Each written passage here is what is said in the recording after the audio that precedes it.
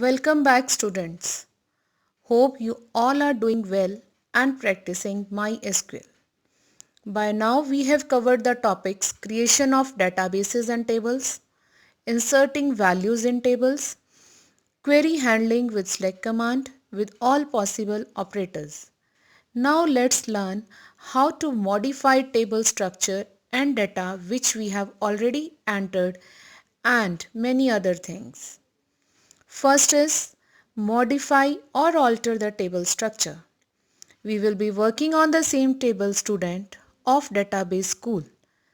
The screen in front of you displays the existing structure and data of student table. Now we are going to add a column games of string data type. The command is on the screen.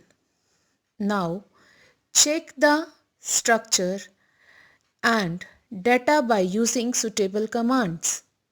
You will notice that in table structure a new column games has been added and on the same time the records also have the column games whose value is null.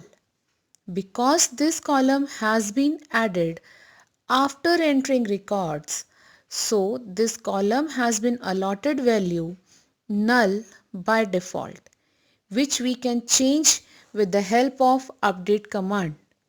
This update command we will learn later. Now, using modify clause with alter table command will help you change the data type and size of the column. This command will change the data type of games column from varchar to integer. Run this command, describe student and compare its result with the previous result. Drop is the clause used with alter table command to delete the column. We can delete any column. The data in the column will also be deleted, but we cannot recall that because we have already studied alter is a DDL command and changes done with these commands are permanent. Let's now learn how to modify the data of a table. For this, update command is used. The syntax of this command is: now try these commands. In statement 1, the marks of all students where the name is Monica Rana will be replaced with 94. To check the changed data, you can use the select command. Any change done with update and alter command will directly affect the data and structure of the table respectively. After updation, let's see how we can delete a specific row or all rows without deleting columns. For this, delete command is used. The syntax for this is: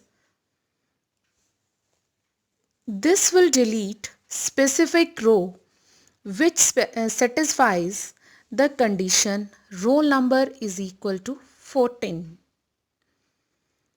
This will delete all the rows from the table. By now, it is clear that to delete a table, drop table command is used, and to delete a column, only drop clause is used with alter table command, and to delete rows, delete command is used. Keep practicing these commands. You can refer to the MySQL chapters of NCERT book of last year for practice question.